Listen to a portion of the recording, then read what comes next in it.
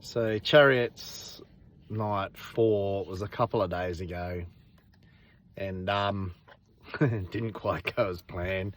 Neither did some of the other nights. But anyway, we yeah, I think I made a mistake actually, and got my front end taken out. I should have backed off, as you could see in the video. Anyway, we tried to fix it all up. Phil was just working his guts out, trying to get the car back on track. And then we got it all fixed. And then for the second heat, we just before we were about to go out, we noticed something wrong with the combo arm. The threads on the bolts that hold it on were stripped. And then we tried to change it all out, called 2 minutes, and unfortunately that was it. So we had basically 2 DNFs. I could have ran the C main, and you know, if it was any other night I probably would have, but we just had a brick of a time. Ran out of spares as well, and we've hurt the frame a little bit as well in the chassis. We had both torque tubes bent back. We got them straightened, knocked the bushes out. Who cares? We're just going to run the bars in them and just get through the night. But yeah, there's a couple of tweaks in there that really need to be looked at, and you know, that track would just eat you alive, and just, yeah, it just didn't feel good about it, to be honest. So off we went and watched everything else from up on the hill. So probably massive thanks to Phil. Like, you know, we absolutely, that guy's probably rooted for a couple of weeks now, the poor fella. And then obviously Susie, Benny for flying up as well. And then just all the people. Oh, sorry, Adam. Got to put Adam in there, because without him, none of that would have happened. Especially as smoothly as it did off the track. But just want to thank all the people we met. It just put a different perspective on racing. I don't know whether it, you know, when you're at home racing or whatever, you know, you get stuck in your little bubble. You're taught to the same people. You pack up, you go home.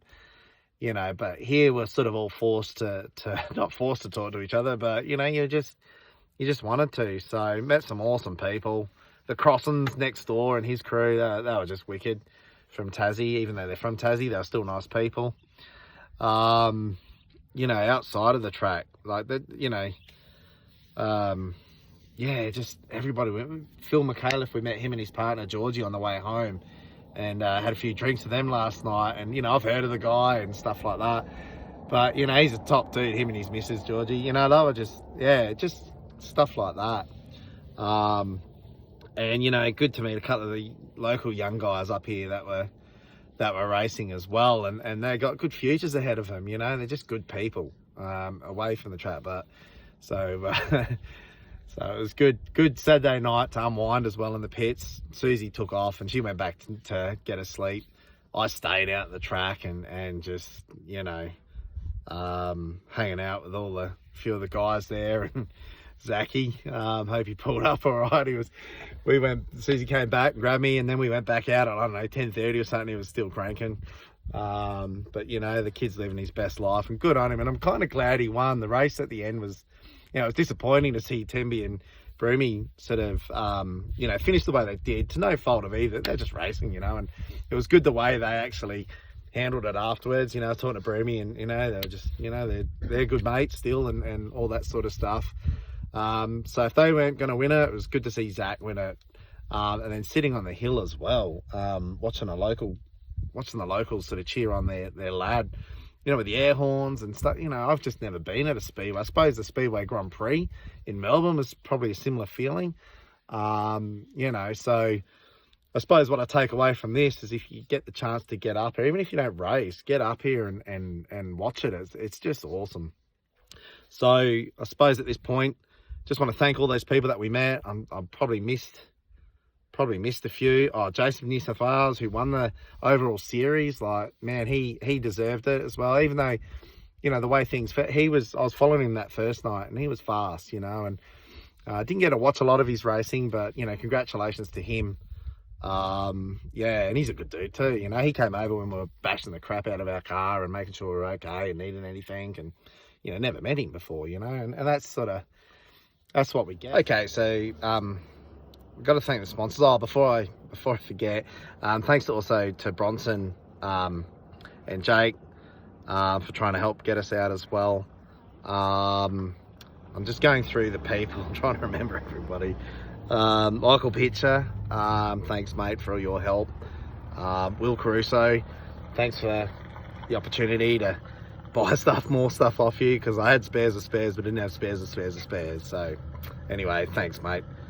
Who else? Benny Atkins Senior, I borrowed some of his stuff to straighten out the frame.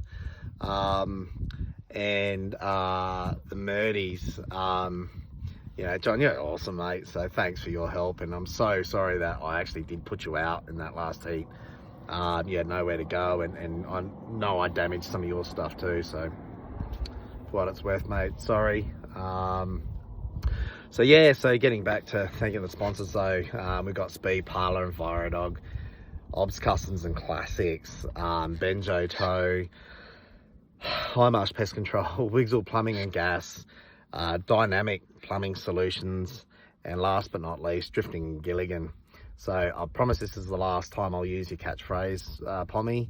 But having said that too, mate, you need to get up here. There's so much for you to see and do and film, and even away from the speedway. Like, so anyway, this is what I'm looking at. I won't say it anymore. And please, I hope if you like these videos, subscribe, like, and all that, and leave a comment. Otherwise, thanks for watching.